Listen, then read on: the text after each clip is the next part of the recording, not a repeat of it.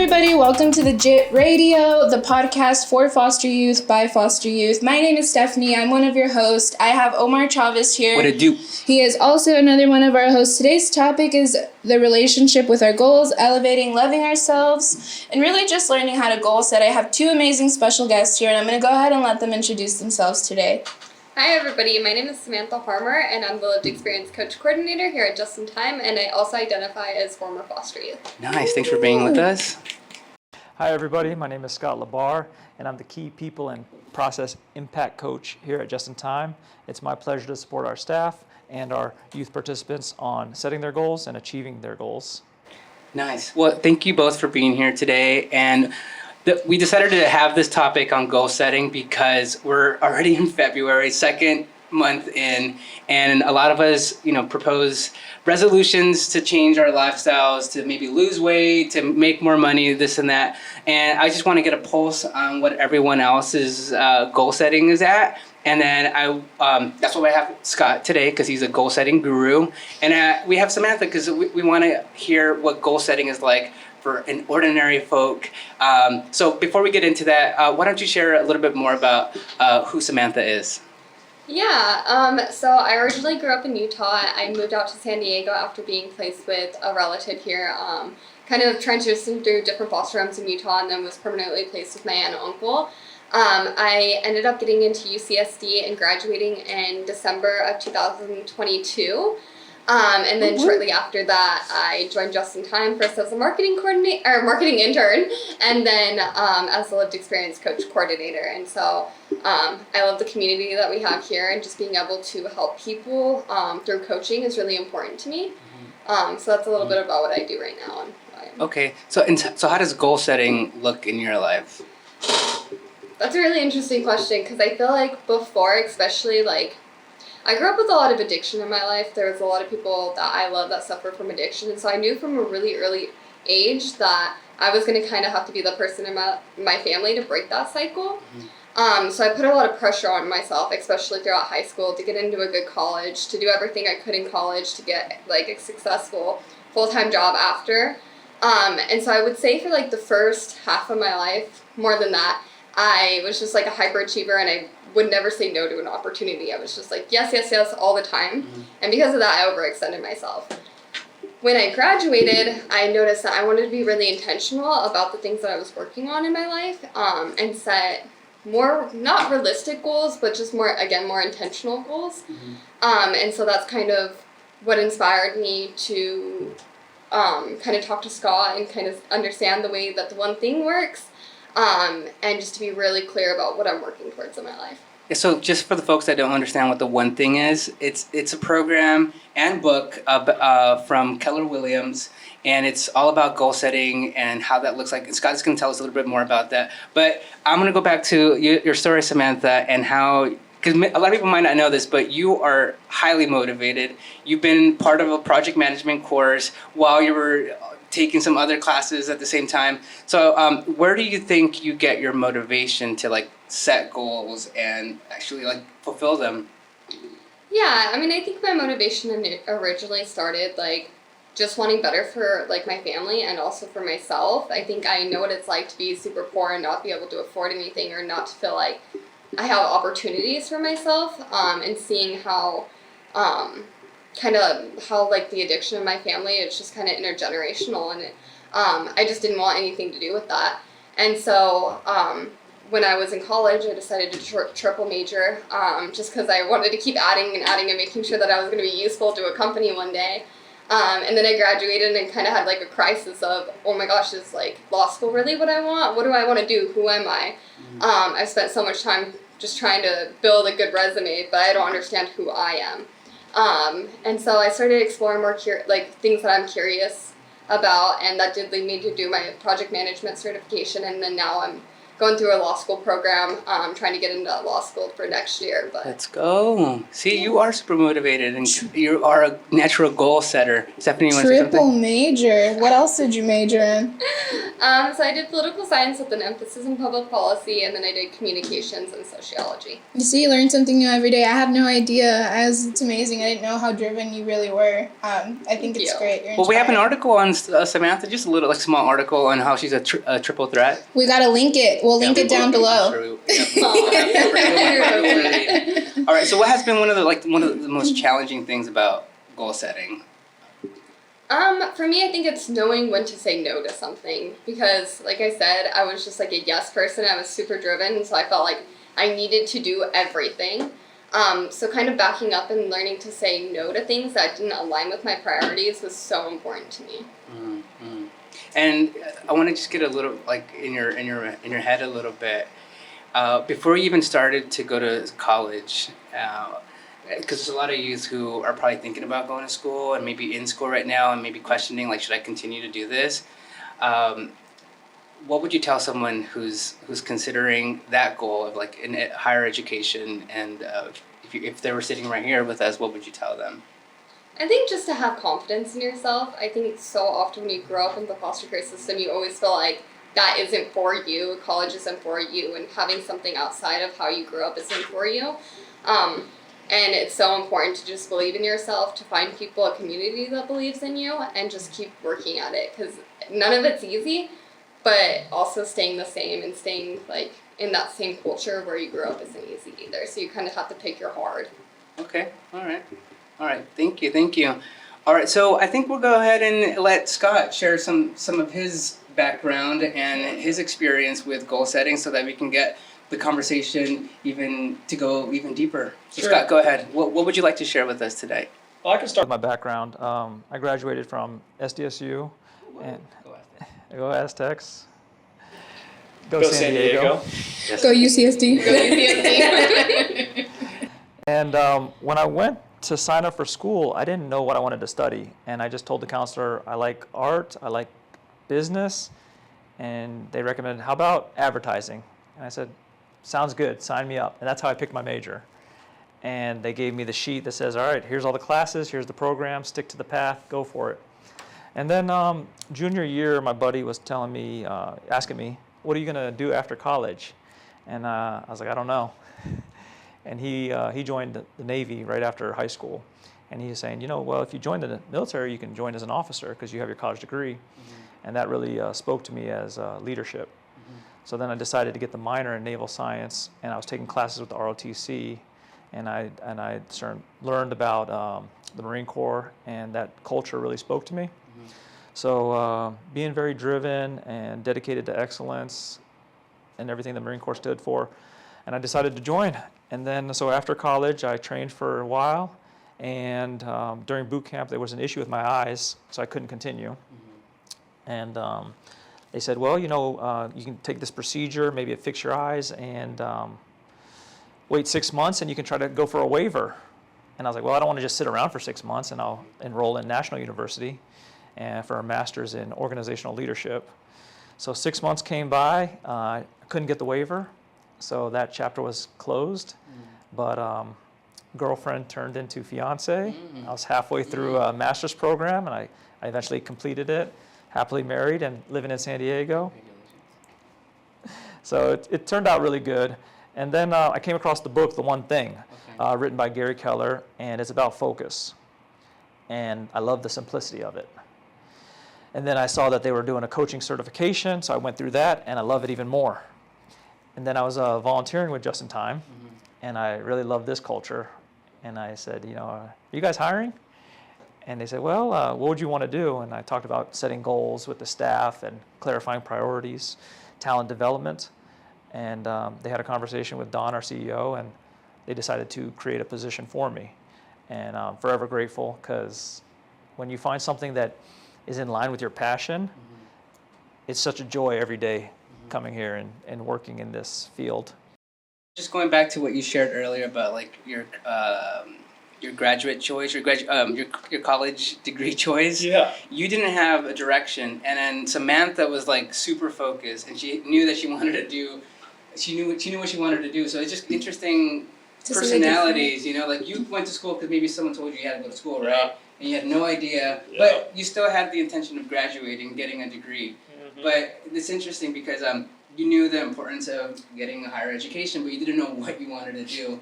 But you still had the goal in mind, like, I need to graduate. And Samantha, in your case, you were like, I already know what I want to do, and you were super focused, and not only did you get one degree, but you got 2 others on top of that.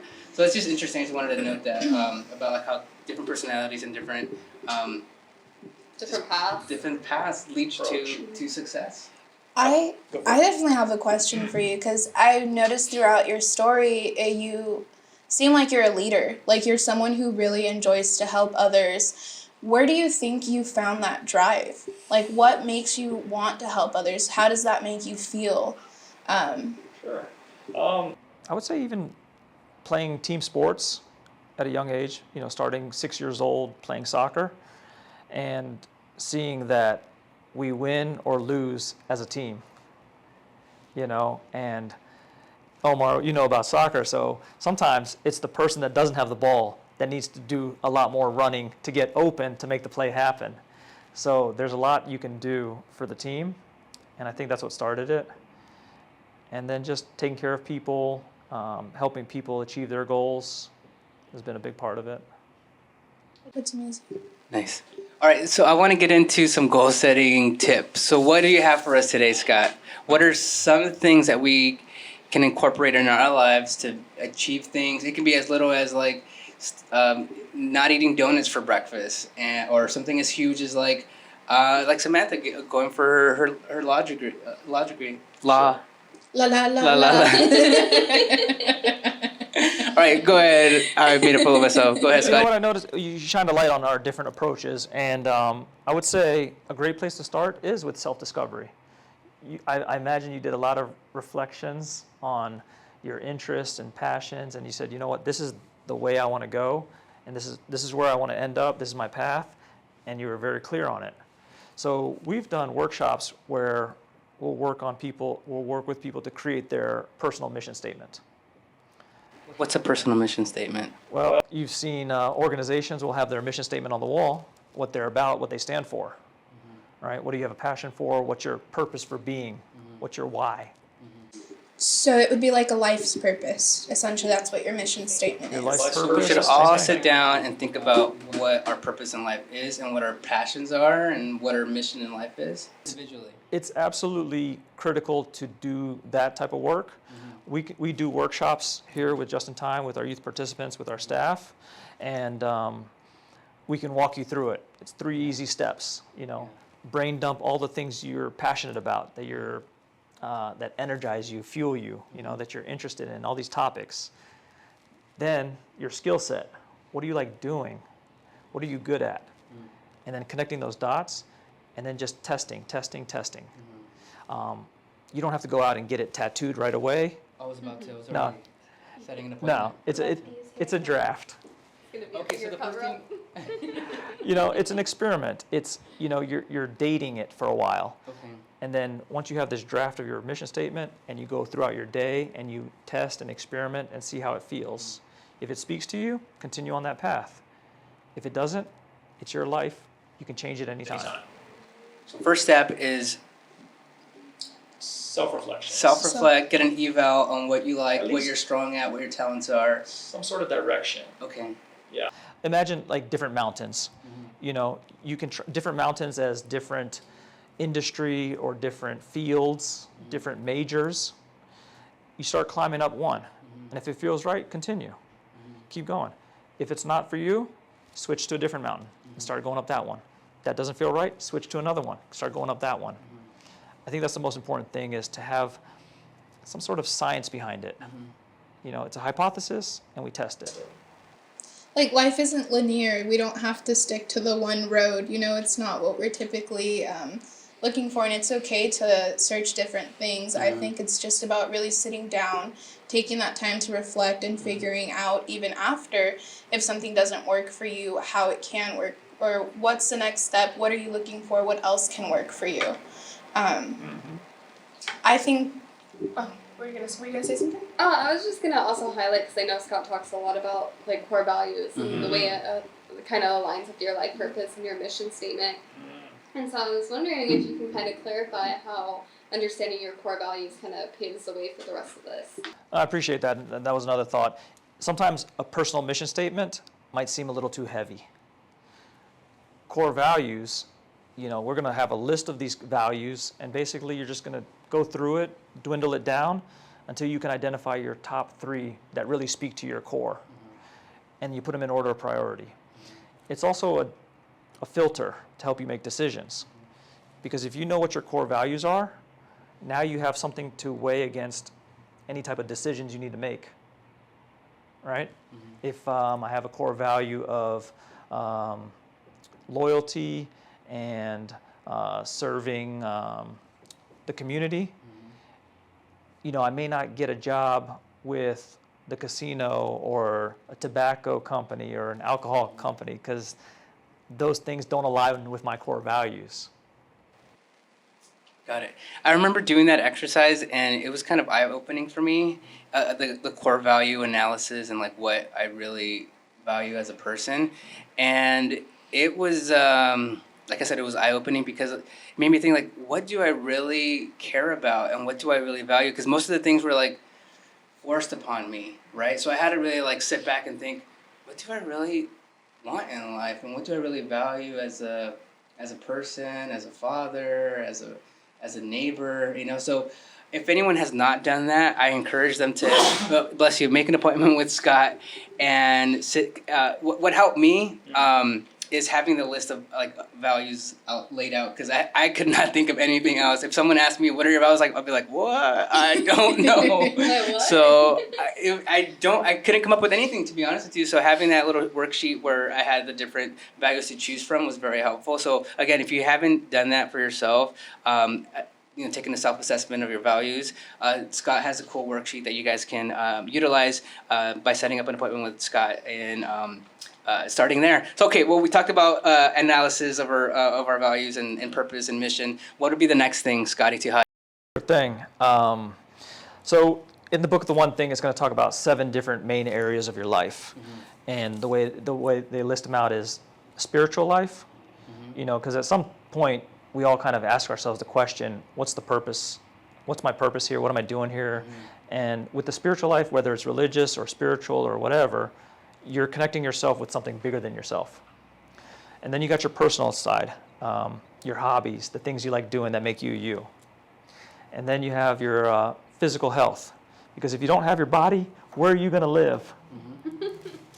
And then you got your key relationships. You can have key relationships for your personal side, key relationships for your professional side. Then you have your job, your business, and finances. So those are the 7 areas. And what I would say is look at each area and come up with a vision. What would the best life in that area look like? 10 out of 10. If you had Aladdin's lamp and the genie came out and said, I'll grant you your wishes for each of these areas, what would that look like? Take the time to journal, write it out. Just real quick about the core values thing and these visions is that it comes from a deep part of the brain, not necessarily connected with the prefrontal cortex, with the language. So that's why it's so hard to articulate these things. You just have a feeling, it doesn't feel right, or I just have a passion for it. It fuels me. That's the best we can come up with. But when you come up with, your drafts and you refine it and it polished, it's like your soul articulated. You get energized just by looking at it and reading it. So yeah, 7 areas of life and the someday goal or vision of what each area could look like. And then from there, then we can get into goal setting to the now. In other words, reverse engineer. Because we have the someday goal. How do we know what to do here, 5 years, 1 year, 1 month, this week, today, right now? All right, give me an example. Like, say I want to purchase a car. Ooh. What does that look like? Goal setting to the now. Let's go bigger. Let's go someday goal. Does anybody have a big, out of any of those areas, someday goal, and we can reverse engineer? Buy a Lamborghini, I just said it. Buy a Lamborghini? How much bigger can we get than that? Okay. So in your area, you want to buy a Lamborghini. Yeah, let's go with that one. Lamborghini. And this is a someday goal because we don't know when. We're just going to say someday. Someday. Okay. What's one thing you can do in 5 years that would make getting your Lamborghini easier? Maybe starting a company. Starting a company. In 5 years, you can start a company in 5 years. I would believe so. Yes, I have confidence in myself. Starting a company. I was gonna say step 1, get a new job. I was going to say increased revenue. Yeah. That was my thought. Okay. The first thing that was in my mind was increased revenue. And by starting a company, you can increase your revenue. Increase revenue. That's also, so starting a company specifically. Increased revenue is the idea. Starting a company is more specific. Okay, let's go to 1 year. This is 2024. I think so. We're in February. So by the end of this year, what's one thing you can do so that you're on track to starting a company? Well, first I would have to find out what kind of business I would want to start. Maybe doing research on what can be a lucrative business, and then fully invest in getting something started along those lines. So say it's like selling blankets, I don't know, and then say in 2025 it's going to be the hottest commodity. So like start purchasing blankets and reselling them or something. Research your market. Yes, research market. Does that take a whole year to do? No, but I think that the would take steps. Oh, yeah, so let me rewind. So what are you asking again? Okay. So let's keep that in the episode because a lot of times people will jump to all the things they could do now. No, I'm going to cut it out because I look like a fool. We have to be willing to look foolish. That's okay. Imagine, I'm going to sidestep a little bit. Imagine an airplane flying to a destination. We're in San Diego. We want to fly to New York. We know where New York is. We're taking off the airplane, and we know that if I need to be on track to New York, I need to kind of pass over this state. I need to pass over this location. I need to go past this desert, Vegas or whatever. I know the path, and it's drawn out like that, and it's going to help me keep on track, right? Because we know we're going to New York, we know the path, versus all of the options and all the directions we could go. That's what happens.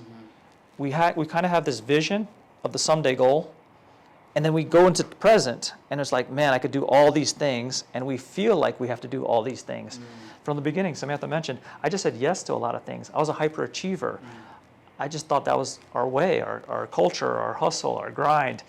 I have to come in early and stay late. I need to do this. I need to research that. I need to do this and that. It's 1,000 things versus drawing a direct line and what's going to get us there the most efficient and effective.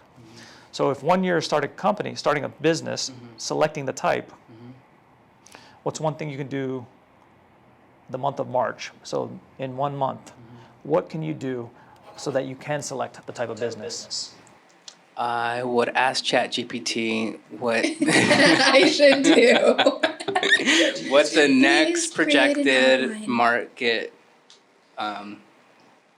So Okay. that's just one thing I can do, right? There's 5. I can talk to financial advisors and see what their perspective is on upcoming projections. Okay, financial advisors. What And else? find a mentor. I can find a mentor here just in time. Number 3, JIT mentor. What else? I could. That's Create- 1, 2, 3. Create a business Help me, plan help me, once help me. you've selected those things. Shark Tank. I think we're still researching business, What right? can you do the month of March so that at the end of the year you did select a business? Try something. Like if you find out something that you like, and just try it out. If it's just try it out. Yeah, just try something. Yeah. Prototype. Prototype. What else would help you select a type of business to start? Select. How does it make you feel also? Right? Like you want to make sure the business you select is aligned Write with it down, yourself. Scott. This is Self-reflect yes. your interests. Like is that business serving your life's purpose or your mission statement kind of thing? Going back to a little callback. I like it. All right. So first you got to think about what your end goal is. What can you do in 5 years to get there? What can you do in 1 year? And what can you do next month? So you're breaking it down into simple chunks. Right. So now that we have up to 5 options, let me ask the question. Of these 5, if we could only do one, which one is going to get us the most progress towards our goal? I think starting something, because you're already moving the needle. You're saying try a business. Try a business, yeah. Try a business. Yeah. Because you can sit down and ask thousands of people and never get anywhere. Like, you need to start doing something. That's my opinion, but hey. Yeah. Okay, so you want to try a business. By the end of March, the goal is to try a business. Yeah. All right. Next week, what can we do within the week? Get all the licensing needed. Say, like, if it's food, like, get all your permits in line. Permits. Yeah. What else? To try a business. To try a business? Yeah, what can we do to try a business?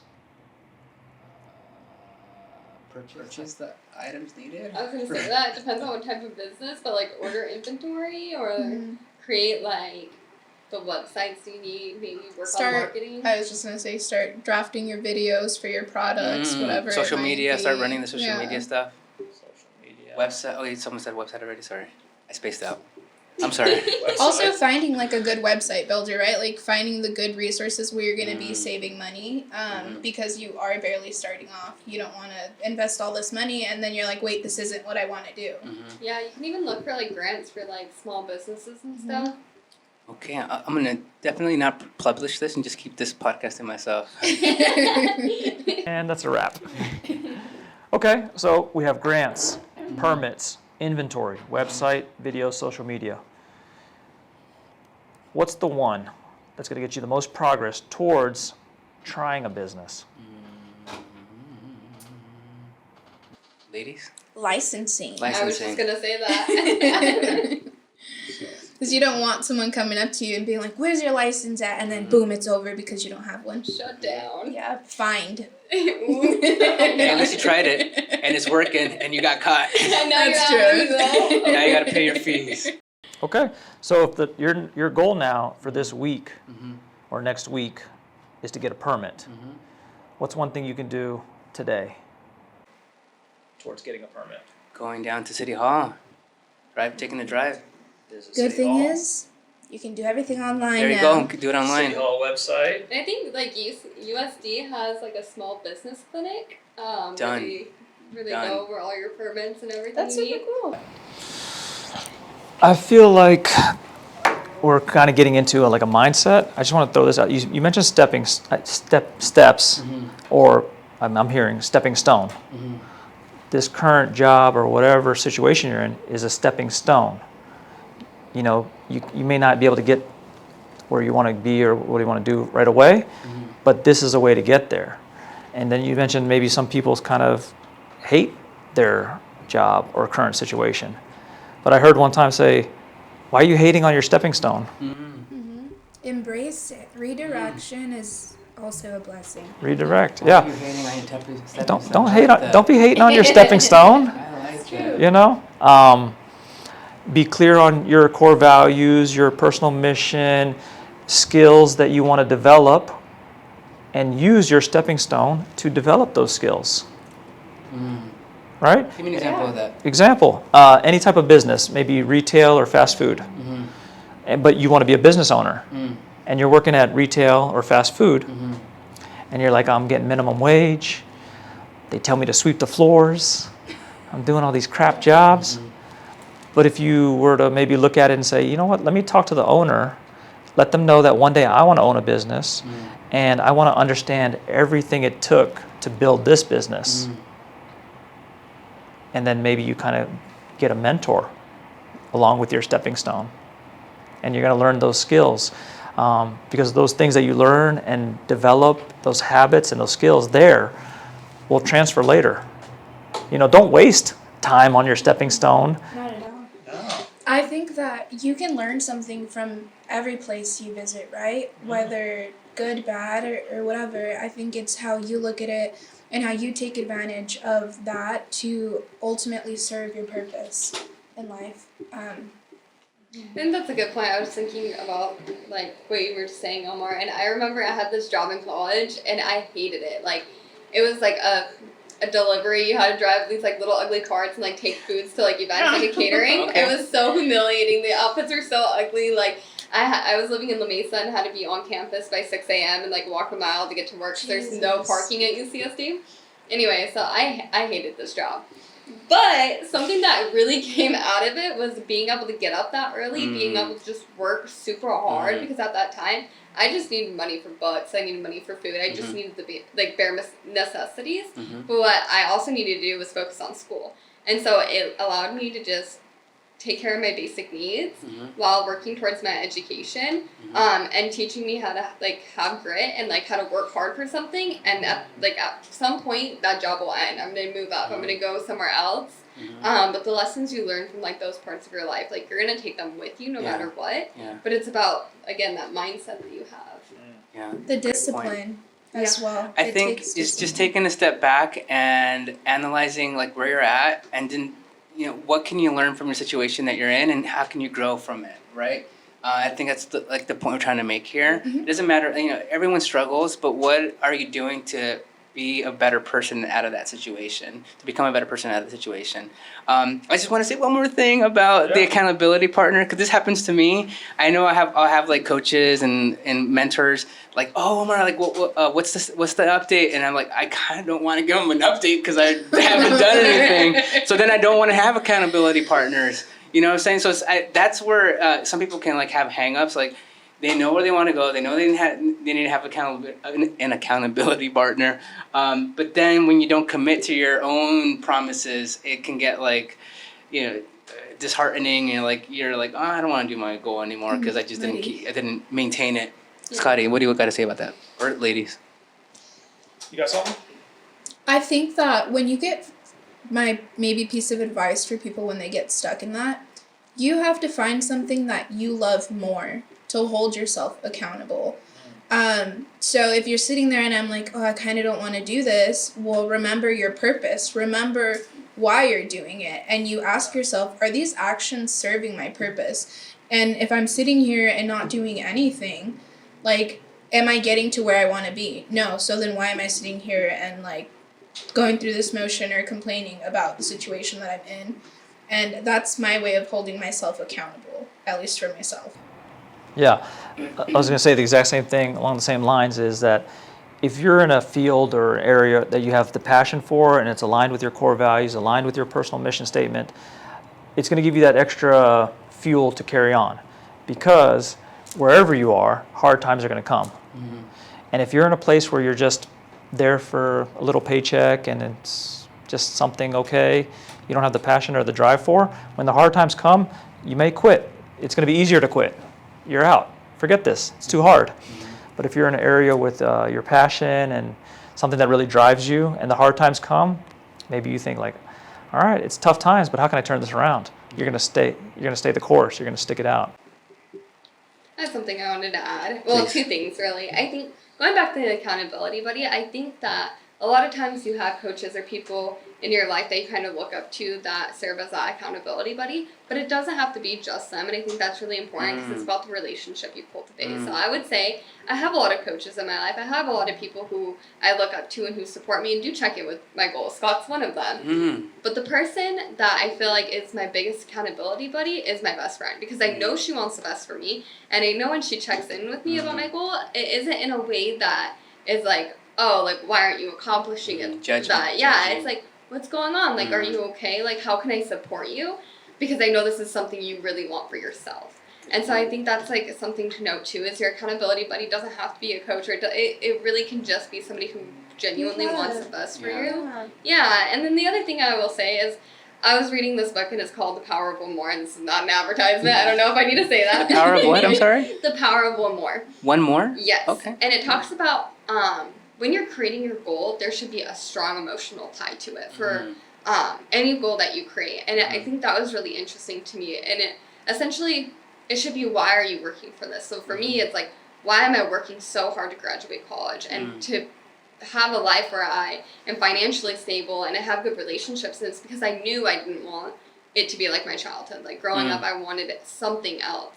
And so when I think about my goals and what I'm working towards, it's not in spite of it, but it's just because I want something more for myself. And having that powerful, like, emotional connection to my goal, it does what you were saying, Stephanie, where it reminds you, like, this is what I'm working for and why I'm working for it, so I'm going to keep going and I'm going to keep having the power to move forward.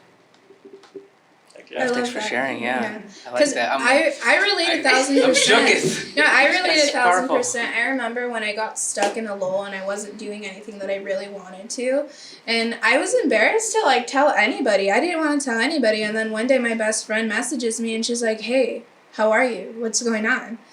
And I was like, why can't I just tell her how I'm feeling? Like, this is my person, you know? And having that conversation with her really helped me get back on track.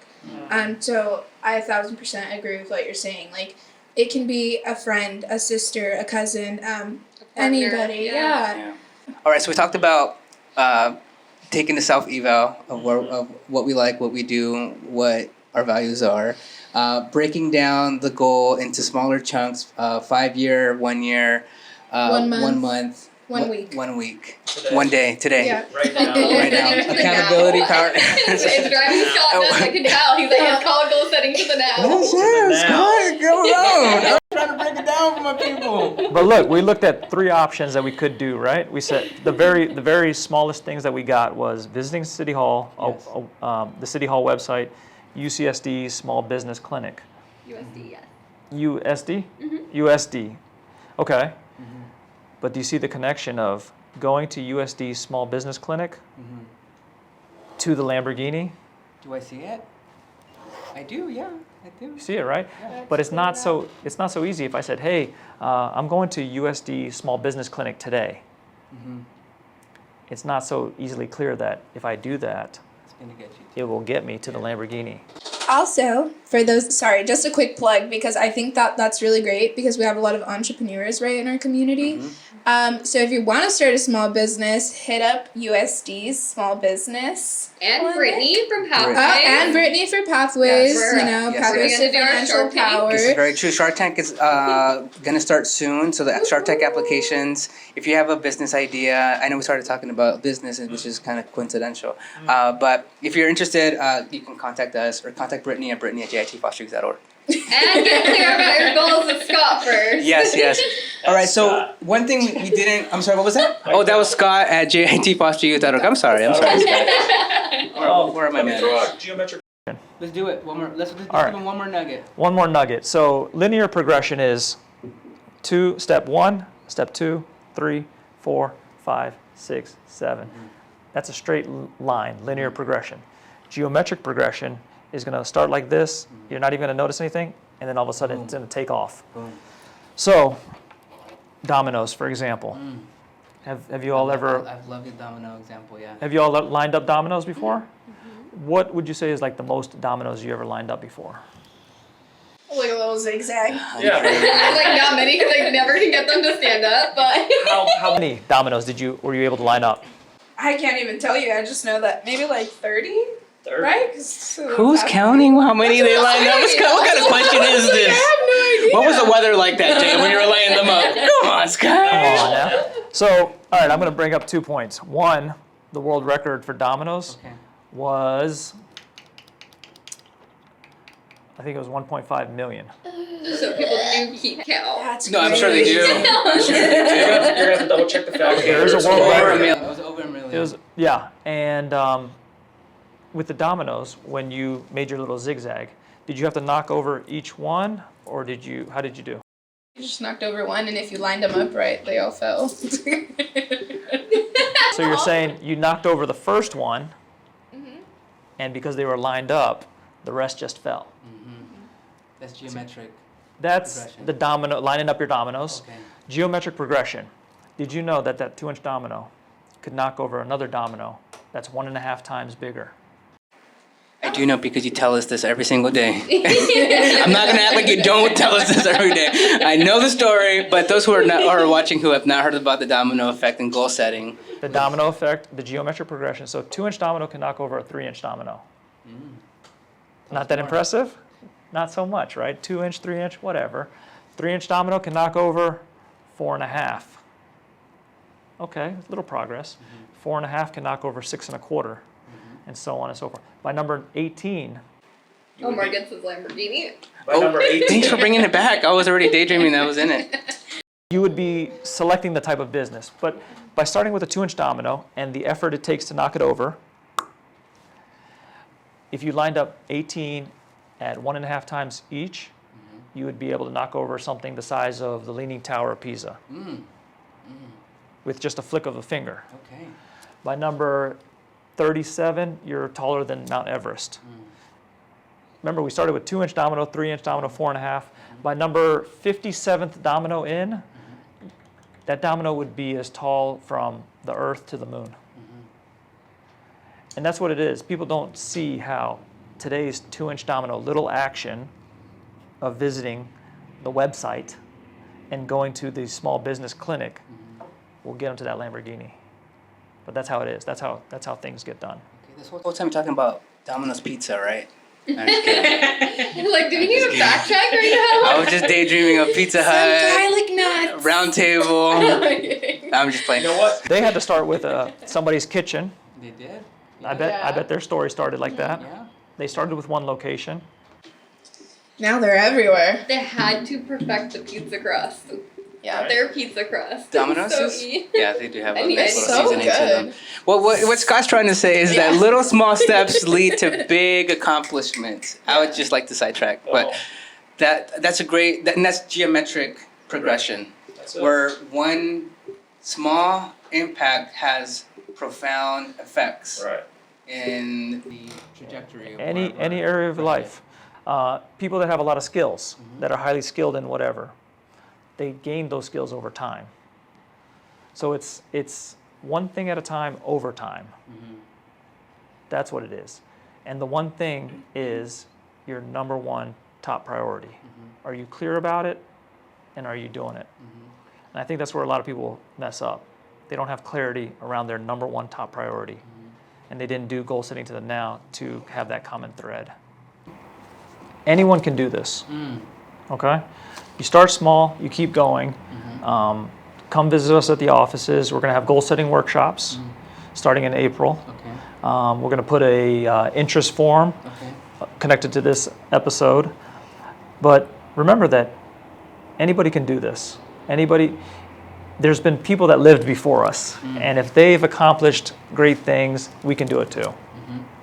1000% I agree with you. Thank you guys so much. I love your concept on goal setting. I think it's really great. I think that there's a lot of great golden nuggets for people out here today. And what do you got to say, Omar? Should we wrap this up? Just like Does you said, anybody just else like have thanks to Samantha and Scott for being here and for sharing their insight and their stories. And I can't wait to see people sign up to the goal setting, goal workshops. We'll see you guys there. having us. Thanks for joining us. We'll Thank see you guys you. later. Bye.